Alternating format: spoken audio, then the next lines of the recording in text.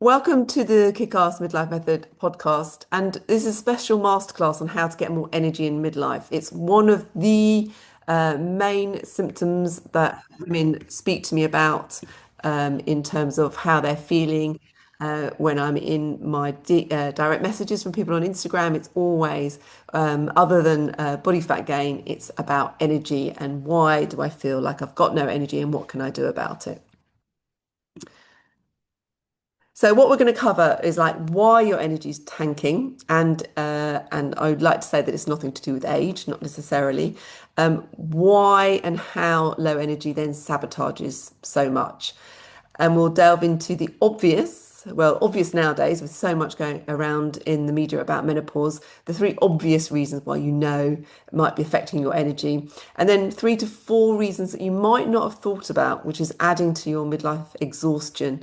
We'll look briefly at HRV data and highlight what's going on. HRV is your heart rate variability. So we're going to touch upon that a little bit because that's quite interesting and how that can help you to change your behavior when you start looking at HRV data.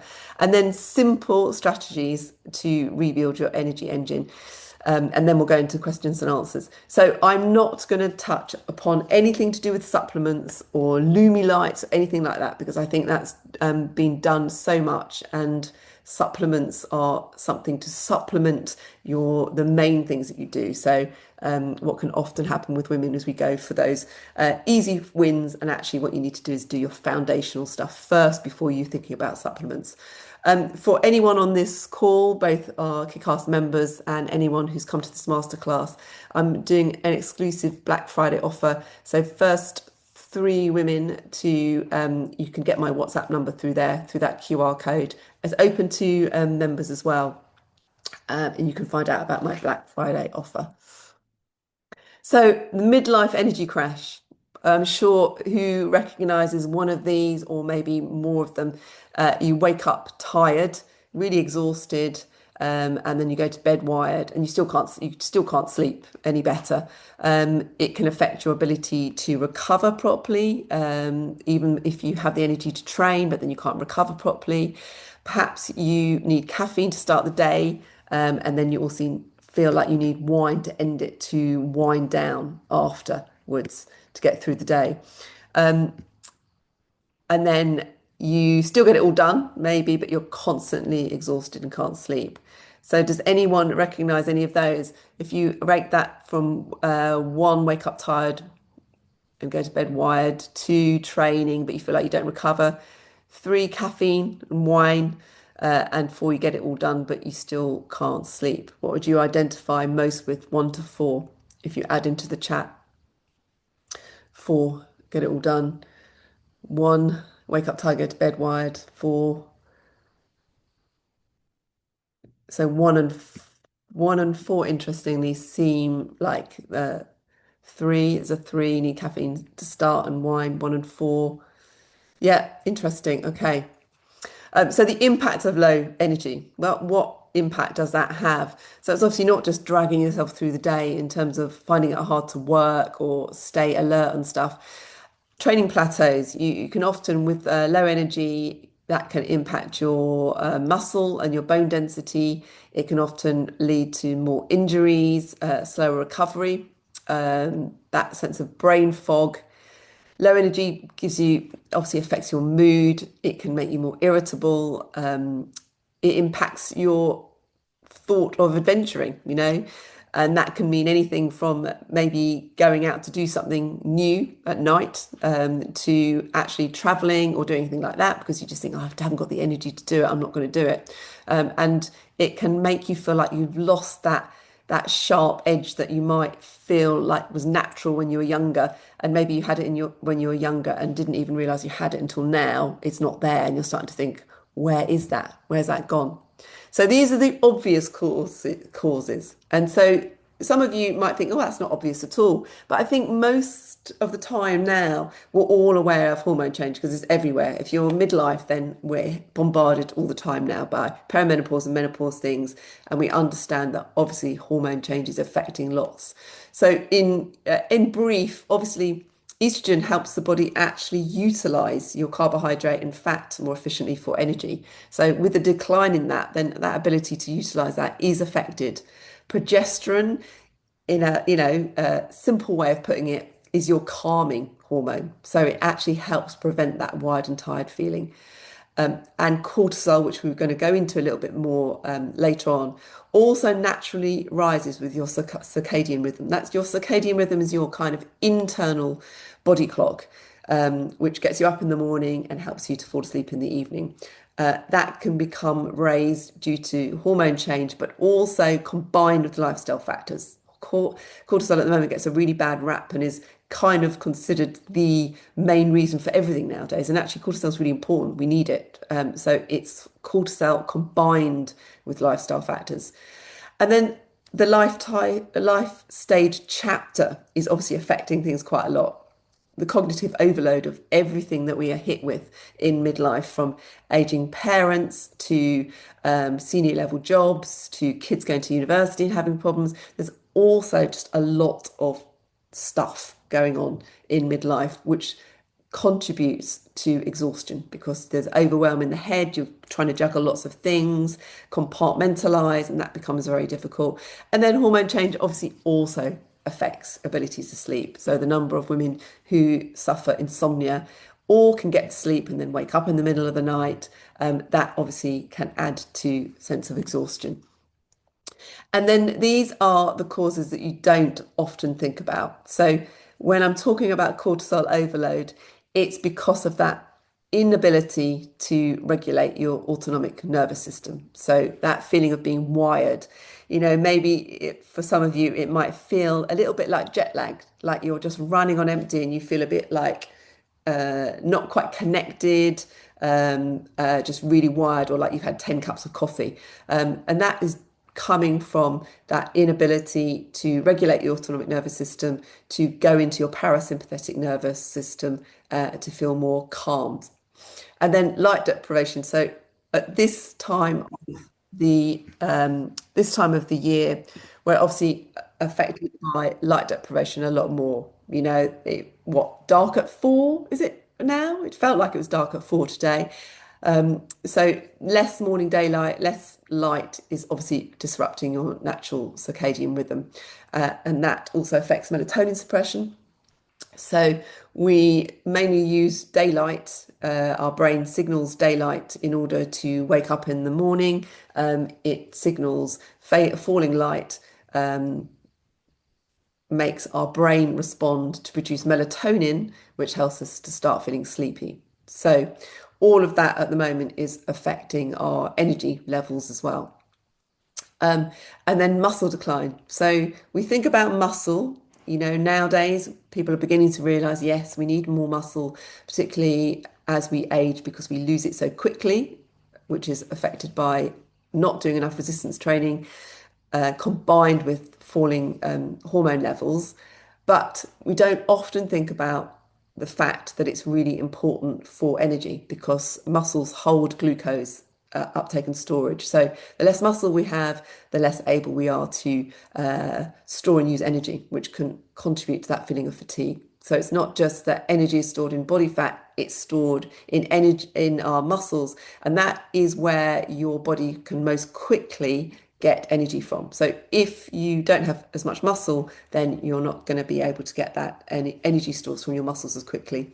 And then the number one reason I see most women not having enough energy is because they're not eating enough. Whether it's because of years of either intermittent fasting is a big one. People are intermittent fasting still, going for hours without eating. Women often say they don't feel hungry in the morning, normally because they're not quite in tune and your metabolism slowed down and you're not recognizing you're hungry. So therefore you go without having breakfast.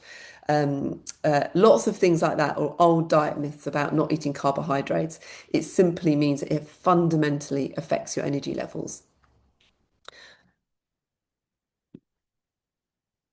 So the energy equation for midlife is really muscle, metabolic balance, and your nervous system regulation. Those three main things, which are kind of the umbrella of how you can simply start to improve your energy for now and for the future. So your strategy number one, absolutely, your energy engine is your muscle. So it's not just about aesthetics, like if you build more muscle, you're going to change shape. Fundamentally, it's about having more energy to do the things you love. So think about it as your metabolic currency. There are multiple other benefits, improves insulin sensitivity, so that ability for your body to transport glucose around the body to where it's needed, hormone regulation, and most importantly, 2 to 3 sessions a week of progressive overload training. So if you are one of my members from the Kickass community who are watching this, you'll know all about this. But if you're not, it'd be really interesting here. Who knows if you use the gym, what your 5 rep or 10 rep max is on a exercise. 6 if you do, 7 if you don't, and an 8 if you don't even know what that means. Put that in the chat.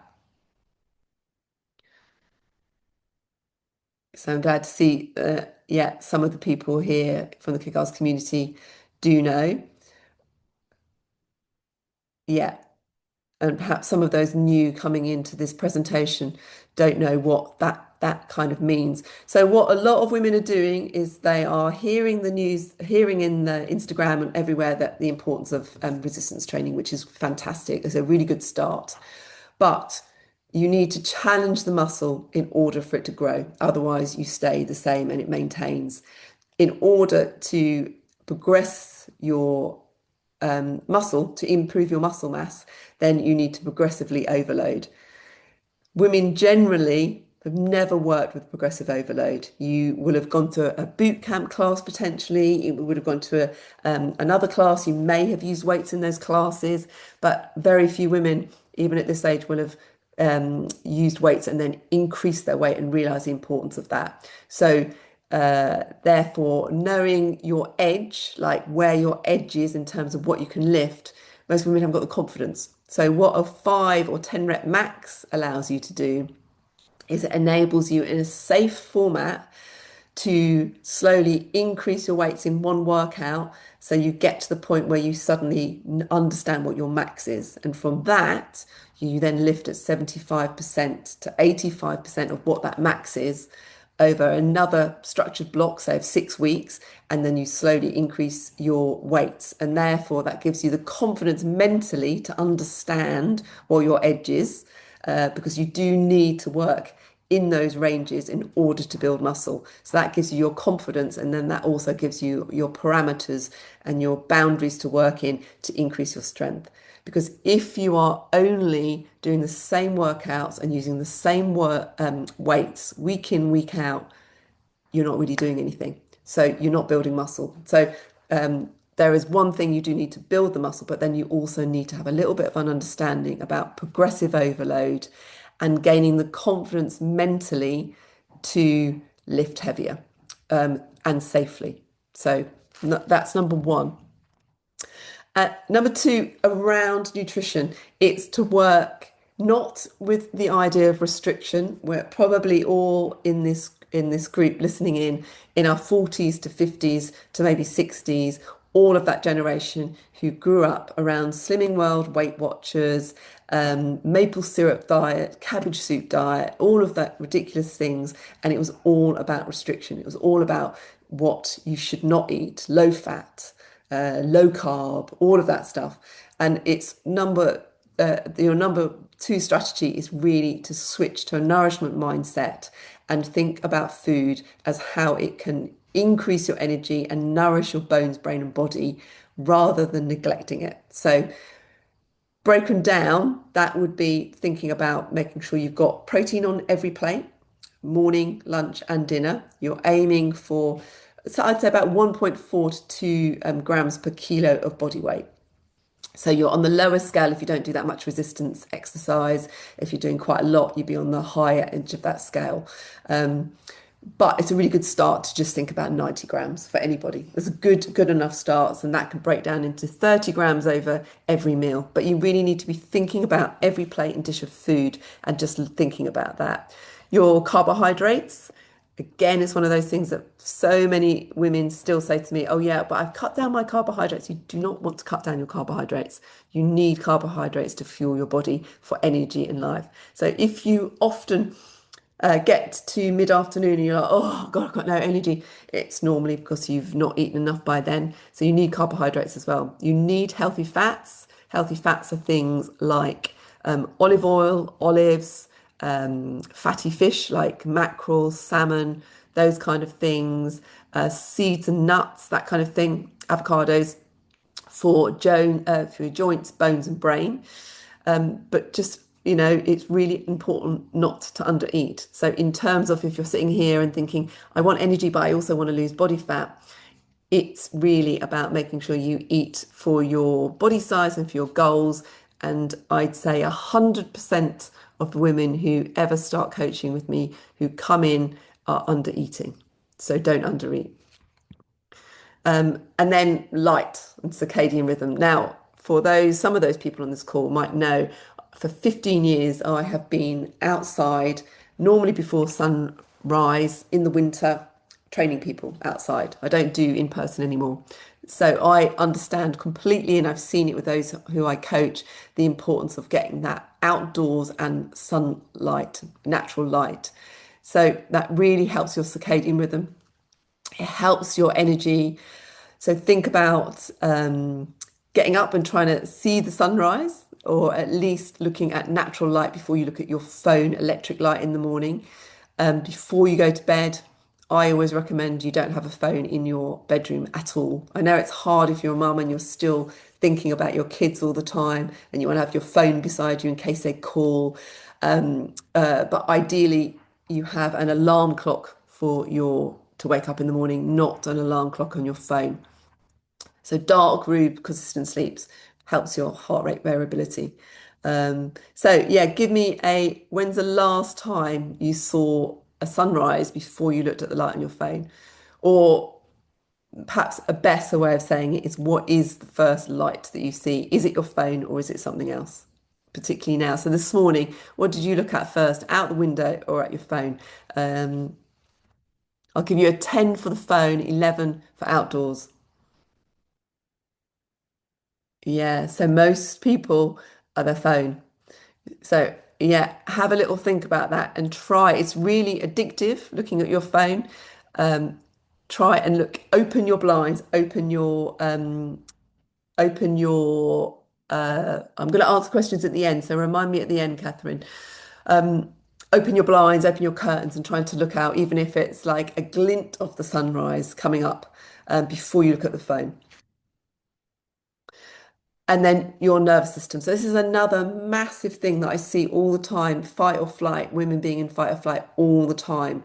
Um, Trying to do it all because again, our generation is a generation that were raised to think we could do it all. So therefore we try to do it all. We're really driven and we think, well, if we're not doing it all, we're failing somehow. That's not how it works. Parasympathetic training. So that training that shifts you out of that fight and flight response into parasympathetic.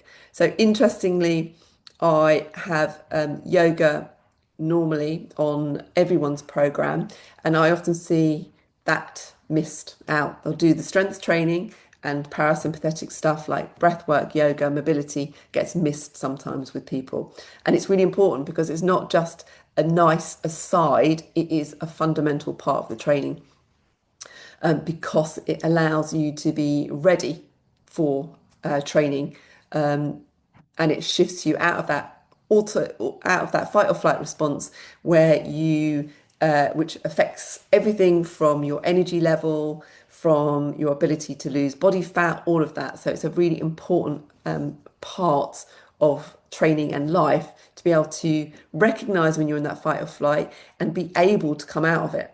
And that's quite hard at first. I think I've been able to do it because I trained in as a yoga teacher in my 30s and have done it since my 20s. So I can recognize when I'm going into fight or flight and use something. Now, you don't have to go to a yoga class and spend ages doing it. It can literally be 3 minutes lying down, and breathing. It could be walking outside. Any of that will get you out of fight or flight. into a parasympathetic state, which will help. So things like walking without your phone. And I'm terrible for doing this. If I'm not careful, I'll go out with my phone in my pocket and I'll sometimes be looking at it. So I know that I do it sometimes. So I'm sure some of you do it as well. Try it and walk and go out without your phone. It sometimes is difficult now because we've got all our wallets on our phone. Use your card. Don't go out with your phone. And fundamentally try to stop seeing rest as weak, recovery work, or a waste of time. It's really literally how you recharge in order to feel energized, in order for you to be able to do workouts that have better effect. And then mindset. This is again going a little bit more into that mindset thing about that perfectionism. I call it the Thatcher effect because if you were born in the 60s, 70s, then we had Thatcherism was everywhere. And from her, I think came that whole kind of you can do it all, we can do it all, rise to the top, all of that stuff. We were born into that era. So therefore, that drive to think that we can't stop until we've ticked everything off on your list actually is really undermining your energy. It's really undermining your progress in terms of your own health optimization, your ability to exercise, all of that stuff. So things like creating your boundaries, journaling or writing a diary is what I always call it. I don't know where it's gone from writing a diary to journaling. Thinking about that really help you to see, to step back and think about actually what your boundaries are, rather than being perfect, thinking about progress. Those kind of things can be really, really helpful. And then, so to really future-proof your energy is to think your 40s and your 50s are really your training ground for your 70s plus. So if you're not doing it now, those things, maybe you're sitting there and thinking, well, I am doing resistance training, great, but it's also about doing all the other stuff. It's about you're going to get energy from the food you eat, how you nourish your body. It's going to come from being able to say no. So actually going back to that other slide, a really good thing to think of is rather than having a to-do list, having a done list. So rather than doing all that big to-do list and thinking, oh shit, end of the day, I haven't managed to do that, this, that, and that, and thinking, oh, I feel a bit of a failure for doing that. Actually write down at the end of the day your done list and what you've actually achieved from that day. And it can change a lot from when you do that kind of stuff. So muscle mass, sleep quality, your heart rate variability are all your best predictors of health and longevity. Yeah, I like this idea of thinking of energy habits like compound interest. So the small deposits, the small things that you do add up to increasing and improving your energy. And then this, I just thought I'd include this slide about heart rate variability, which I've been speaking to with one woman on this call. Heart rate variability is a big thing nowadays, more and more understanding about it. Though generally, it's the time gap between heartbeats, and that tells you how balanced your nervous system is. So, midlife women often show a lower HRV post-menopause due to that fight or flight response being in that, and lower parasympathetic rest and digest response.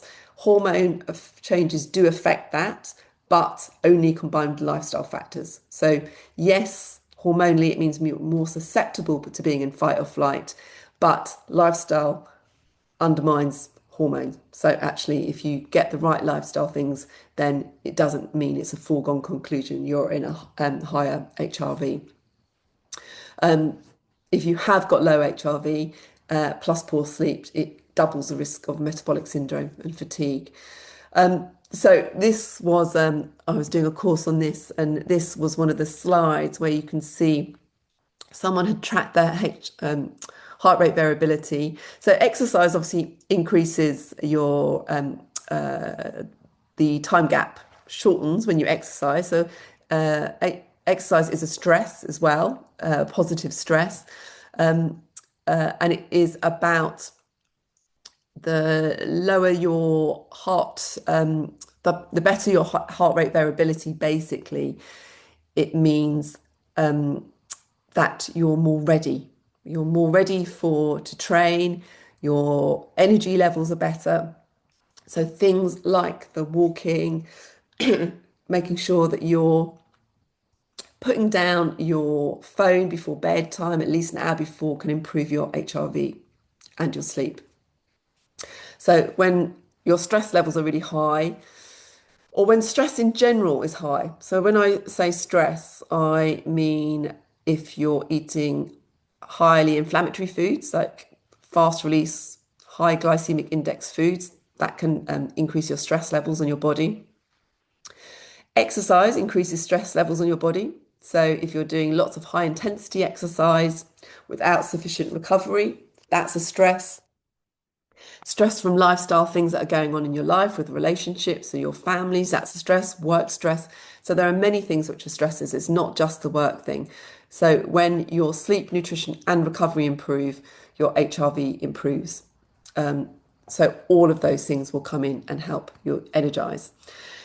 So to recap, identify what drains you. Think about your boundaries. Think about the things that you say yes to and actually the power of saying no to things.